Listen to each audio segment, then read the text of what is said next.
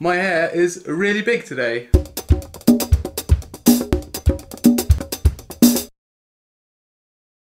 Hey guys, welcome to another episode of University Cooking with Don Chazzy.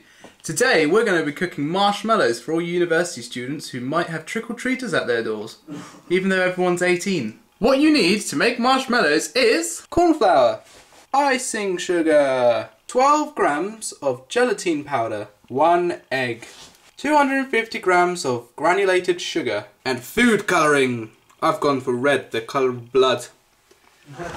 But you can have whatever colour you want. Okay, the first thing you want to do is you want to sieve some corn flour and some icing sugar together into a bowl.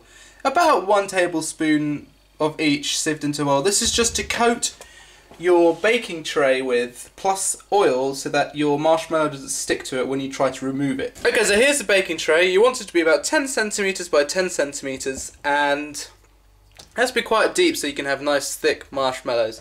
So what you want to do first is get some vegetable oil or olive oil. At the moment I've only got olive oil available, and just put a small dabble of it in the middle of the pan. Rub it all over and cover every part of the surface of your baking tray. This will prevent the marshmallows from sticking to the tray when you try to remove them. Once you've covered it in oil, you want to get your icing sugar and corn flour mixture and put it in another handheld sieve, or a big sieve, whatever, or just with a spoon, but this is easier to cover it. And just cover the whole baking tray with a nice layer of this mixture. This again helps to prevent the marshmallow from sticking. As you get it to slide down the pan by just turning it to its side and just letting it fall, and basically just try and cover the whole pan. Just set it to one side because you're not going to need it until your mixture is finished. Next, you want to get 60 milliliters of almost boiling water and dissolve your gelatine in it. Now, gelatine can take quite a while to dissolve, so you need to really make sure that it all gets dissolved, or every single little bit of it. Using a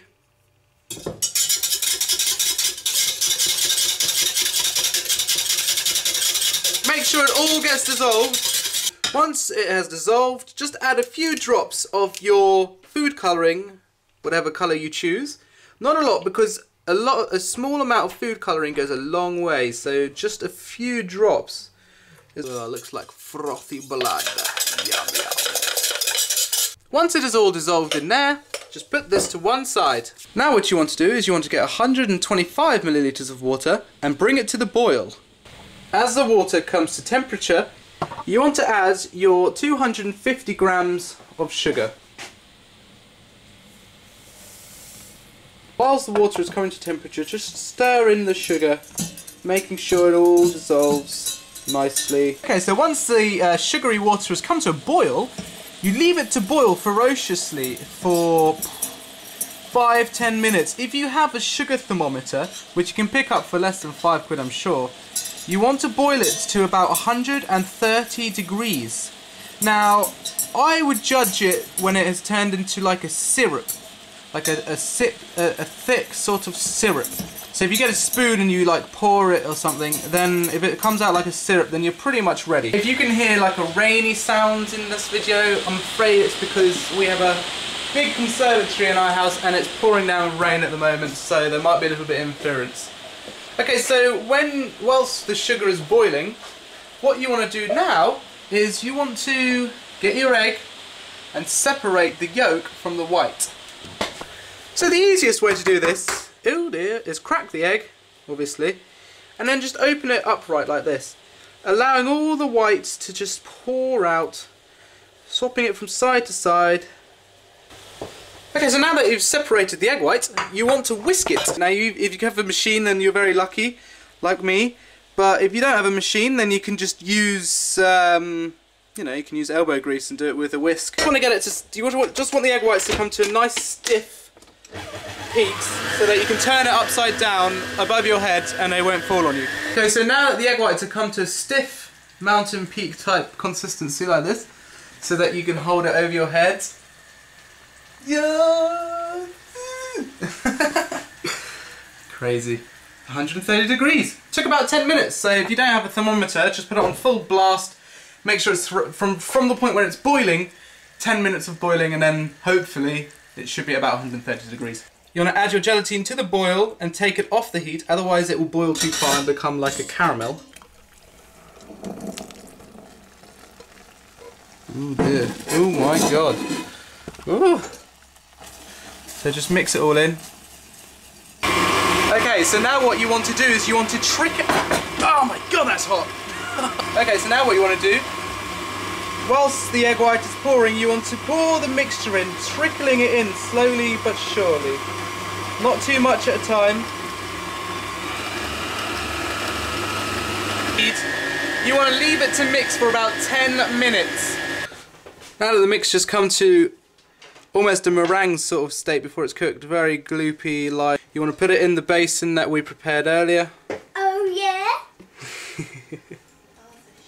Now that it's all in the bowl, ready to set, you want to put it in a cool, dry area, not in the fridge, and leave it there for approximately 24 hours.